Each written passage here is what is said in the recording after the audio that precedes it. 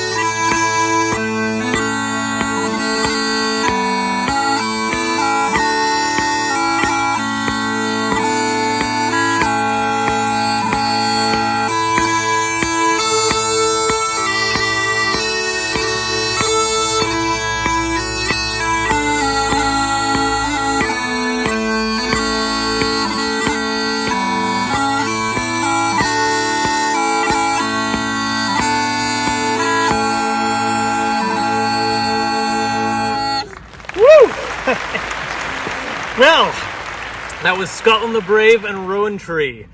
Well, Feskarma Harajan. Good evening, my friends, and welcome to our evening of Celtic stories and music. Well, we have some wonderful stories to share with you today, and some wonderful tunes, and I think we're going to jump right into it. So we're going to give you a couple of dance tunes, some old favorites of ours from the Borders. Heard on the Hill and Jenny Nettles. Yeah. So these are reels. And Jenny Nettles, if you're wondering, you've heard of and seen daddy long-legged spiders, I would guess. Well, over in Scotland, they don't call them daddy long-legged spiders. They call them Jenny Nettles. So, as we're playing this tune, maybe you can imagine a spider doing a little dance to the reel. So, Heard on the Hill and Jenny Nettles. Once each? Once each, okay. Maybe twice. Go on.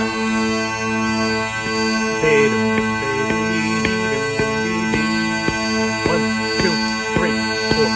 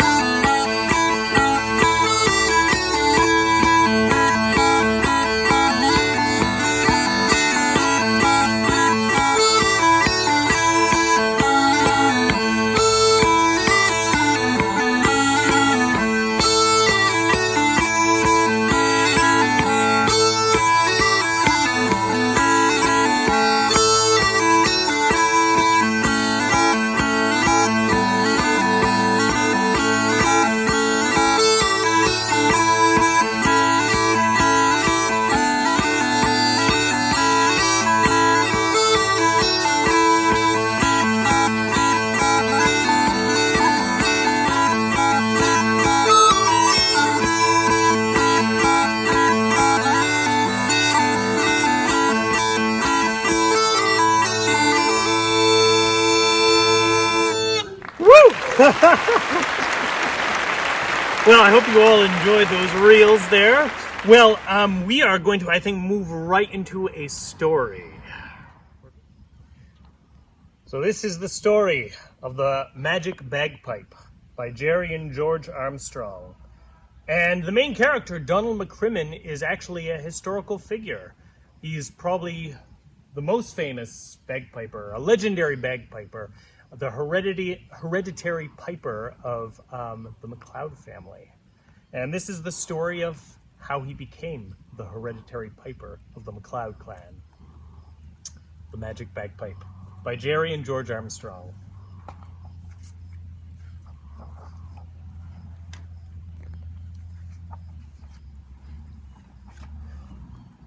Once upon a time, long ago, there was a young boy named Donald McCrimmon. He lived with his family on the Isle of Skye, an island off the coast of Scotland. One morning, Donald went skipping across the moor. He was careful not to step on hillocks, for that is where the fairies live. And who knows what mischief fairies might do on. Under his arm, Donald carried his practice chanter. He was on his way to Mr. McSquirrel's house for his bagpipe lesson. Donald did not have a bagpipe of his own, but Mr. McSquirrel had promised to loan Donald a set of bagpipes for the competition tomorrow. There was to be a great celebration in honor of the MacLeod chief's birthday. The people would gather at Dunvegan Castle for feasting and games. There would be a piping contest, and the winner would receive the title of Piper to the Chief. Just thinking about that made Donald excited. Suddenly, the boy stopped, grabbed off his cap, threw it to a swirl of dust on the road. Dust eddies are made by the fairies moving. If you throw your cap or your left shoe at them, the fairies have to drop anything they might be stealing. Donald watched intently, but nothing dropped out of the cloud of dust. He picked up his cap and skipped on. Mr. McSquirrel was digging peat near his cottage when Donald got there. "Here, boy," he called gruffly. "make yourself useful and earn your lesson." "Yes, sir," answered Donald. He laid his chanter down carefully, then helped stack the clumps of peat neatly. On the Isle of Skye, where Donald lived, the ground is very rocky and trees do not grow well. Instead of using wood for their fires, people burn peat, which is something like earth and something like coal. It makes a smoky fire, but nobody minds.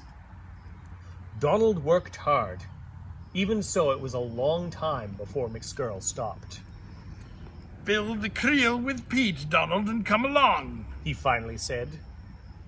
McSquirrel led the way into the cottage and poured himself a cup of hot broth. He did not offer any to Donald, so the boy helped himself to a drink of water from the pail in the corner. McSquirrel was a mean man, but he was a good piper, and Donald did want to be a good piper too. "Well, let's hear it," McSquirrel said, leaning back in his chair. Donald picked up his chanter and played the tune that he had been practicing that week. When he stopped, his teacher did not say anything. Donald waited anxiously while McSquirrel got up and lifted his bagpipe from the peg. Donald wiped his hands carefully on his kilt and took the pipes. He tucked the bag under his arm, put the drones over his shoulder, and blew into the blowpipe so that the air filled the bag, making it fat and firm under his arm. Then Donald played the tune again. Then he played another tune, and another. His eyes got big, and his cheeks got red, and his fingers flew over the holes in the chanter. Oh, how he loved the music of the bagpipe. He stamped one foot in time with the music until the very walls shook and startled birds flew out of the thatched roof. Tomorrow, Donald thought, tomorrow I will pipe in the competition. There will be banners flying and people cheering, and I will stand among the other pipers of the clan. How proud my family will be. How excited. Suddenly, Donald became aware that McSkirl was glaring at him. He quickly stopped piping and asked, "What did I do wrong, sir?" Now, McSkirl had just realized that Donald played the pipes better than he could do. This made him angry. To himself he thought, If Donald pipes tomorrow, he may well win the contest instead of me. Aloud, McSkirl said, Oh, I was just thinking how disappointed you'll be, Donald. But I don't have any pipes to loan you for tomorrow. Donald held tight to the bagpipe under his arm and cried, "Oh, Mr. McSkirl, you promised," I know, said McSkirl crossly. but I just didn't get around to fixing my old bagpipe for you. So that's that. He took his bagpipes away from Donald and turned his back on the boy. Mean as he was, it bothered him to see how close to tears Donald was. Donald stood there a moment, pleading silently, while McSkirl did not turn around. Donald picked up his chanter, put his bonnet on his head, and silently let himself out the door. Head hanging, he stumbled down the road. He promised, Donald said over and over to himself. Suddenly, there was a loud crash of thunder, and a gust of wind blew cold down his neck. Donald raised his head and noticed that it had become very dark. He started to run, but just then the rain came pouring down. Soon it was raining so hard that Donald could hardly see the road. He stopped. The bridge over the little river was around here somewhere. There was no railing on the bridge. It would be easy to... Oh! Just then, Donald heard a cry and a splash ahead of him. He ran forward, and in a flash of lightning, he saw a little old woman struggling in the water under the bridge. Donald scrambled down the bank, caught hold of her cloak, and hauled the old woman up to safety. "Are you all right?" he cried. Oh, yes, indeed. And thank you very much. She stood there, bobbing her head and smiling at him through the rain. And how are you? She asked politely, folding her hands in front of her, and Donald noticed what a tiny old lady she was. "Oh, well, fine," Donald mumbled. "Except that I'm wet, of course." My goodness, you are wet. How did that happen? Donald stared at her in surprise. It's raining," he said. Why, so it is. The old lady exclaimed. Don't stand there gabbing. Come in where it's dry. She grabbed the boy by his hand and scurried across the moor, pulling him with her. Donald could not see a thing. It was so dark and rainy. All that he could do was cling to the strange little old lady's hand and run to keep up with her. Here we are, she cried, and suddenly there was a door in front of them. She pushed it open, drew Donald in, and slammed the door against the storm. Donald stood there panting and brushed the wet hair out of his eyes. Now for some nice hot barley broth, said the little old lady. As she put the kettle on the fire, Donald looked at her curiously. She certainly was a funny little old lady. She was no bigger than he, with a wide smile, a very large nose, rosy cheeks, and eyes that crinkled almost shut when she smiled. She had wispy white hair and was dressed all in green. All in green! Why, maybe she was a fairy. Donald quickly stuck his knife in the door as a magic charm against being kept prisoner. He looked towards the little old lady to see if she had seen him. He didn't want to hurt her feelings, after all. She was watching him and laughing. Yes. She nodded. I'm one of the good people, young man, but I won't do you any mischief. You did me a good turn, and I won't forget it. She beamed at Donald, and he smiled back. Yes, indeedy. A very kind deed it was, pulling me out of the wet the way you did. I'm grateful to you and... Excuse me, Mom, Donald interrupted, but the broth is boiling over into the fire. Oh! The fairy said, whirling to pull the kettle away from the heat.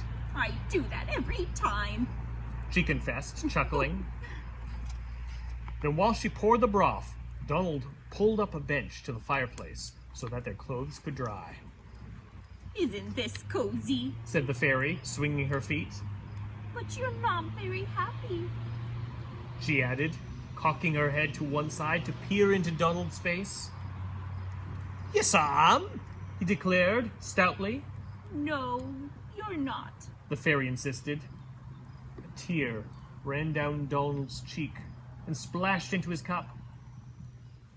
I wanted to pipe in the games tomorrow, but I don't have a bagpipe, he explained. Oh, I have a bagpipe, said the fairy. Are you going to play tomorrow? Asked Donald. But the fairy had already skipped across the room and had her head buried in a big chest in the corner. She was mumbling to herself. I'm quite sure I have a bagpipe here somewhere. As she searched through the chest, the fairy tossed things over her shoulder. A rabbit skin, a bird's nest, a clump of peat, a tweed vest, some oatcakes, a birch broom, some seashells, a broken loom, one green stocking. I wondered where that was. And then... Oh, goody! A bagpipe. The fairy waded through the things on the floor, sat down beside Donald again, and handed him the bagpipe. How do you like that? She inquired. The bag was sturdy sheepskin, and the pipes were wood beautifully carved, with bands of silver and ivory. It's the handsomest set of pipes I've ever seen, Donald answered. You may keep it, said the fairy. It will be your very own bagpipe, but it can be played only by you. Remember that, only by Donald. Ooh, cried Donald, but before he could say more, the strange little old lady said, Oh, your clothes are dry. You'd better go home now. She pulled Donald across the floor, handed him his knife, and pushed him out the door. Goodbye, called Donald as the door shut behind him. Oh, I forgot that the fairies don't like to be thanked. He looked at his new bagpipe with delight. Hugging it tightly in his arms, he started for home. The next morning, Donald was up early, urging his family to hurry. It was the day for the gathering at Dunvegan Castle.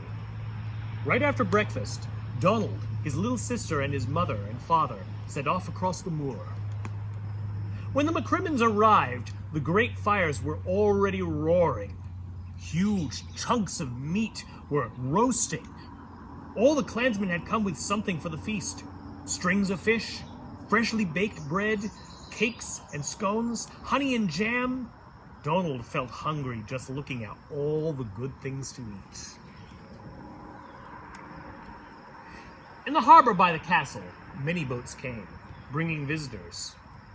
Across the road from the castle was a big open field where the games were already starting. Donald munched on this and that while he wandered around the field, watching everything. All day there was racing and wrestling and caber tossing and hammer throwing. Then, late in the afternoon, Mr. Mackenzie, who had been chosen because he had the loudest voice, shouted, "Pipers, get ready!"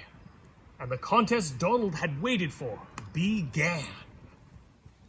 Piper McClure was first. Donald would be last, after O'Neill from Ireland and Mr. McSkirl. Donald waited happily, enjoying the music. He did not notice McSkirl a few steps away. The old man stared at the boy from underneath his bushy eyebrows.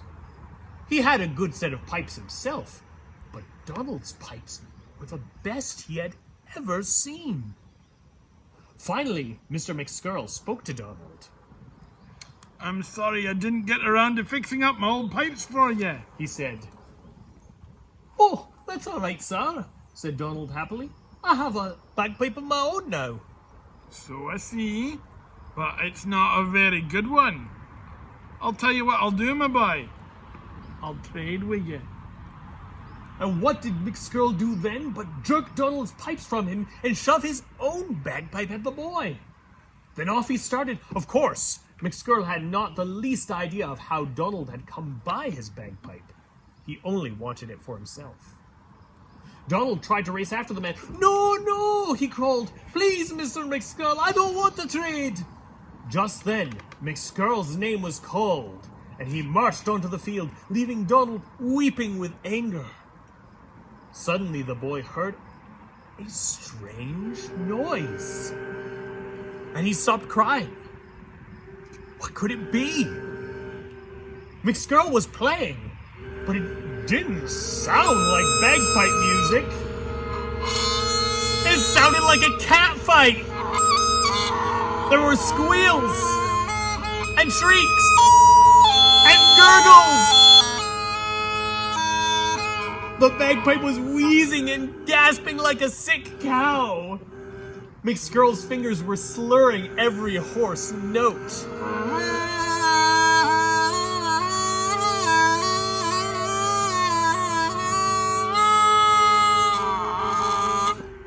At first, the crowd listened in surprised silence. Then someone tittered. And someone else giggled. And in a moment, the whole crowd was rocking with laughter. McSkirl was bewildered. The pipes fell from his shaking hands. He pulled his bonnet down over his ears and fled. Donald watched in amazement. Then he heard his own name called. "Donald McCrimmon!" He ran out on the field, picked up his pipes, tucked them lovingly under his arm, and puffed out his cheeks, began to play.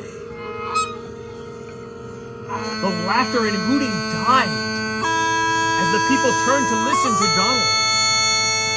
His music was as slow and sad and lonely as a single gull wheeling in a bleak sky.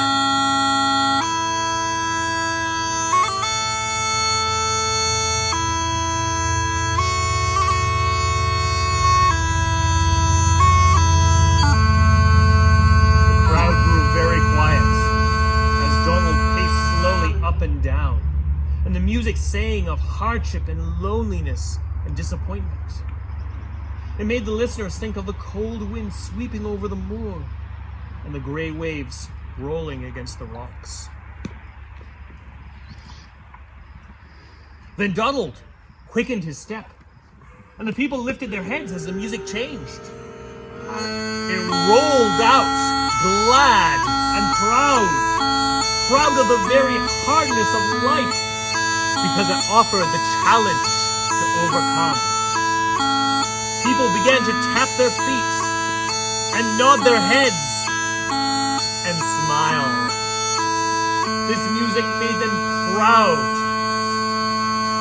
of their beautiful Isle of Skye, proud of being Scotsmen, proud of belonging to MacLeod clan. The music swelled until everyone could feel it going through him, and the ground trembled with a warm, stirring tune. Then Donald stopped. For a minute, there was silence. And Donald thought, no one liked it, but I know I played well. He lifted his chin proudly and started to march off the field. As if there had been a signal, the crowd came to life with a roar. People rushed out on the field. Donald felt himself seized by friendly hands. He was lifted up on someone's shoulder and carried around the field. People cheered and screamed and stamped their feet. Bonnets flew into the air. Finally, Donald was set down on his own feet in front of the MacLeod chief. The tall old man shook the boy's hand and said solemnly, "Donald McCrimmon, that was the greatest piping I have ever heard. I am proud to call you Piper to the Chief And then Donald's parents were beside him. His father clapped him proudly on the shoulder. His mother hugged him, and his little sister jumped up and down with excitement. Then there was feasting and drinking of toasts, and Donald had to play for dancing as the long, happy day led into a long, happy night.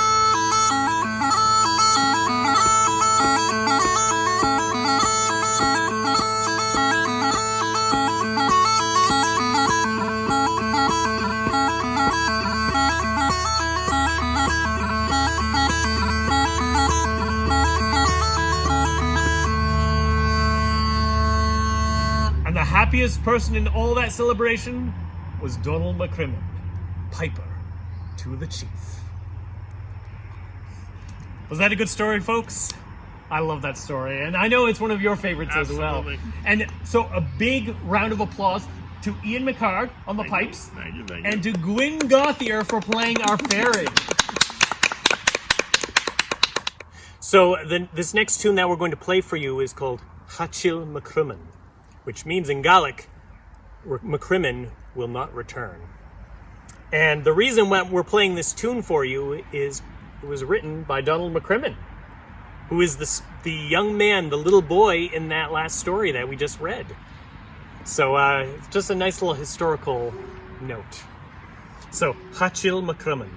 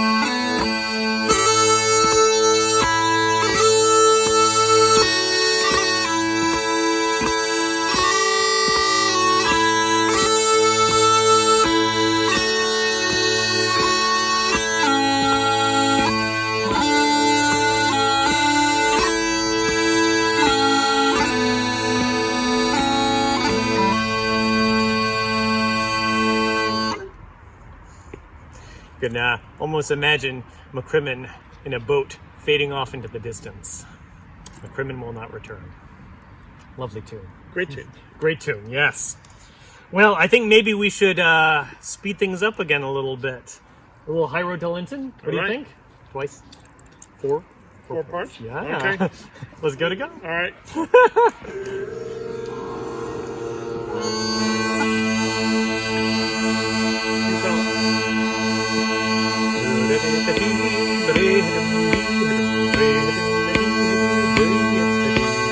One, two, three, four.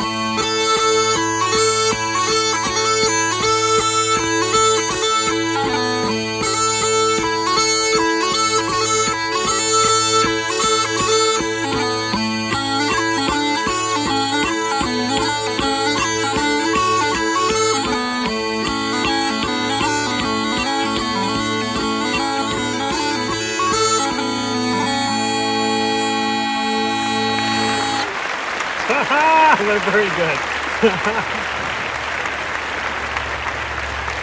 All right, so now I'm going to teach you a Scottish Gaelic song. So Gaelic is a language that was traditionally spoken and still is in many places in the Highlands, in the Gaeltacht. So Donald McCrimmon would have, the child in the story that we just read, would have spoken Gaelic on the Isle of Skye. And in many places on the Isle of Skye and in the Hebrides and Lewis and Harris, Scottish Gaelic is still the main language. Everyone does speak English as well. But I'm going to be teaching you a song in Scottish Gaelic, and this is a type of song that's referred to as Portia Beal, which means mouth music. And so these songs would be sung, and folks would usually dance to them. They were meant to be danced to. And so sometimes they would tell silly stories or funny stories, and sometimes they would be completely nonsensical. But really, the stories and the words were not as important as the music, because it was meant for dancing. So this one is called Saun an Ila, which translates as it wasn't Isla. And Isla is a Scottish island off the coast of Scotland that we've been to. Absolutely. A really beautiful place. So it goes like this, and I'll break it down. I'm going to sing it for you first, and then I'll break it down for you.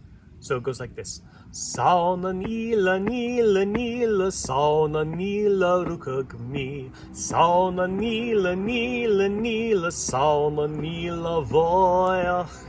So that means in English, it wasn't Isla, it wasn't Isla, it wasn't Isla, I was born. It was in beautiful Isla. So, if you can say this with me, Saun an Ila. An Ila. Saun an Ila. Saun an Ila. So we're going to be singing that a couple of times. Saun an Ila, Ila, Ila, Saun an Ila. And here's the different part. Rukag me. I was born. So can you say that? Rukag. Rukag. Rukag. Rukag. Now say Rukag me. Rukag me. I was born. Rukag me.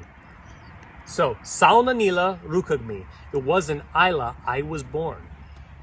So let's try that again. Saun an Ila, Ila, Ila, Saun an Ila, Rukag me. Good job! Well done, you guys! So that's the first part, and then guess what? The second part is really easy because it's almost the same thing, except instead of Rukag me, we have one more word. So it's Saun an Ila, Ila, Ila, Saun an Ila, Voyach. Can you say that? This one's a little bit harder. So you're going to say voy, like boy, but with a V. Voy. Voy. Boy. Och. Ach. So this is like the sound that you get in loch. So you hear a lot of people talk about loch in English, and that's technically incorrect. It's actually loch in the back of the throat, and that's a lake in Scotland. Loch, a loch. So that's the same sound in the back of your throat that you're going to use in this word. So it's voy, och, Voyach. voyach, which means beautiful. So an Ila voyach, beautiful Isla. So it's going to be Saun an Ila, Ila, Ila, Saun an Ila voyach. Can you sing that with me? Saun an Ila, Ila, Ila, Saun an Ila voyach. Great job, you guys. All right, so are you ready to put it together? Definitely. All right, here we go. So it goes like this. Saun an Ila, Ila, Ila, Saun an Ila, Rukag me. Saun an Ila, Ila, Ila, Saun an Ila, Voyach. Good job, guys. I can tell you got it right. That's fantastic. All right, so let's try it one more time, and then I'll pick up the tempo a little bit, and I'll sing the middle part. And then when I raise my hands, you guys can come back in with the part that we just learned. So here we go. We're going to do this one more time slowly, and then we'll take it up a little bit. So, Sauna Nila, Nila, Nila, Sauna Nila, Rukagmi. Sauna Nila, Nila, Nila, Sauna Nila, Voyach. Good job, you guys. All right, so we're going to sing that twice through, a little bit more up-tempo, and then I'll sing the middle part, and then we'll sing the part again that we just learned, twice through. So here we go. Sauna Nila, Nila, Nila, Sauna Nila, Rukagmi. Sauna Nila, Nila, Nila, Sauna Nila, Voyach. Sauna Nila, Nila, Nila, Sauna Nila, Rukagmi. Sauna Nila, Nila, Nila, Sauna Nila, Voyach. Nuravami sauna nila, vakatrina kucherum. Nuravami sauna nila, vakatrina korum. Nuravami sauna nila, vakatrina kucherum. Nuravami sauna nila, vakatrina korum. Sauna nila, nila, nila, sauna nila, rukagmi. Sauna nila, nila, nila, sauna nila, voyach. Sauna Nila, Nila, Nila, Sauna Nila, Rukagmi. Sauna Nila, Nila, Nila, Sauna Nila, Voyach. Good job, you guys. Fantastic. Well done. So you just learned a Scottish Gaelic song. That's brilliant.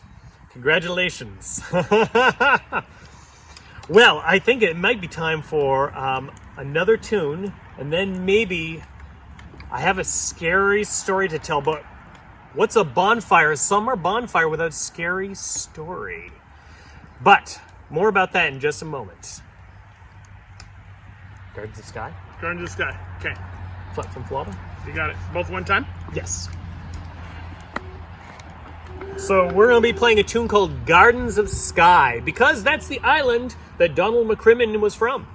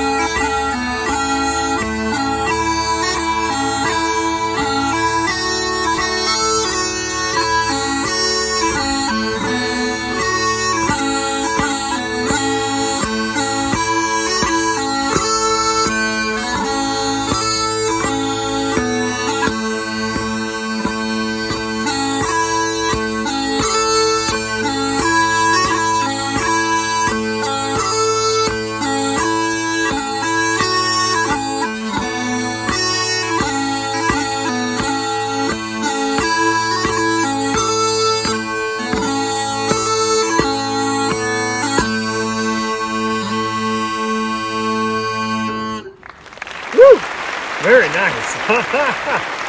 Well, I hope that you enjoyed those tunes. Well, I hope you've enjoyed the tunes, the music, and the stories. Now, as I said before, we have one more story, but it's a scary story.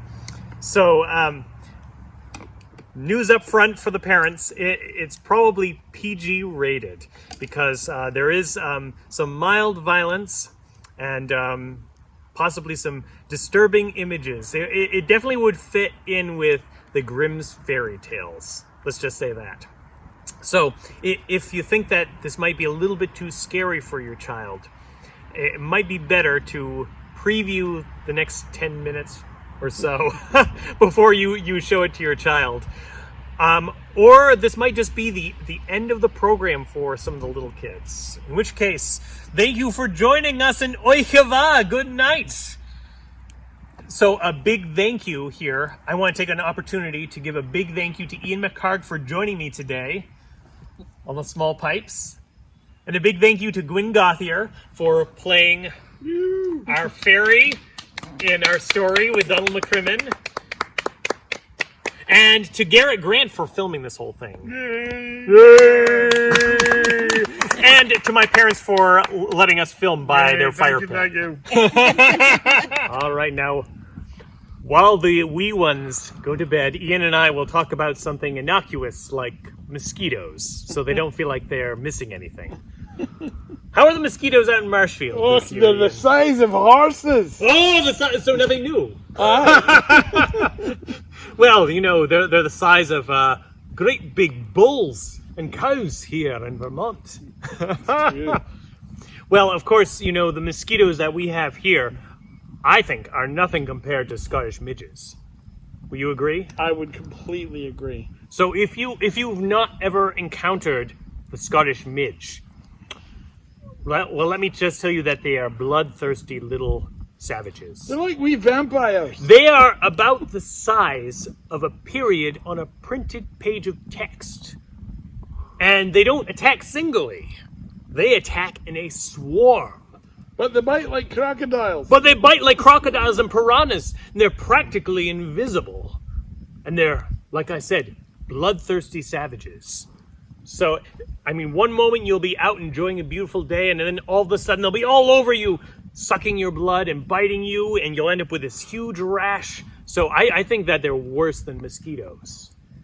But if the Scottish stories are true, the midge was not always small. Have the children all gone to bed? Are you sure? Did you tuck them in? Have they had their warm milk and their cookies and their teddy bears? Have they brushed their teeth? They're not hiding under the sofa or behind the curtain listening? All right, then we can begin the scary story for those of you daring souls. This story begins a long time ago in Scandinavia. That's Norway, Sweden, and Denmark, where the Vikings came from. A long time ago in Scandinavia, back when giants still roamed the earth. Listen to that sound. It's almost as though it's part of the story. Back when giants roamed the earth. Now, for the most part, the giants got along very well with their human neighbors. But every once in a while, you came across a giant that was just mean. Just like violence. Just like killing things just for the sake of it. And the worst of these mean giants was a big, ugly brute by the name of Thrim. That's right. Now, Thrim was so bad that all the warriors in Scandinavia, in Denmark and Sweden and Norway, all banded together to drive Thrim out of Scandinavia. So Thrim swam across the North Sea, looking like a great, ugly sea monster. In fact, he probably ate a couple of sea monsters swimming across. He landed there in the northern coast of Scotland and began attacking villages. Now, if you were in a village being attacked by Thrim the Giant, the first thing that you would hear would be his great, thunderous footfalls. Boom! Boom! Boom! And then you'd hear his great, thunderous, booming voice. I'm gonna find you. I'm gonna catch you. I'm gonna eat you. Of course, Thrim the Giant did not actually eat humans. No. He drank their blood. He would grab a villager and he would suck their blood out as though they were a giant juice box. And then he would toss away their bones and their skin. Well, as I say, Thrim the Giant stravaiged his way across the Highlands until he came to the village of Applecross. Now, Applecross is a real place in Scotland. It's on the western coast, not far away from the Isle of Skye, where our previous story took place. In fact, you can see the Isle of Skye just across the sea from Applecross. But Applecross lies at the foot of a great mountain, and there's a mountain pass that goes over these mountains. It's called the Beag Air Bheag. And in Scottish Gaelic, that means the Pass of the Cows, the Pass of the Cattle, because back in the day, the drovers from the islands, from Skye and Lewis and the Hebrides, would drive their cattle over this pass in order to bring the cows down into the market in Applecross. So it was called the Beag Air Bheag.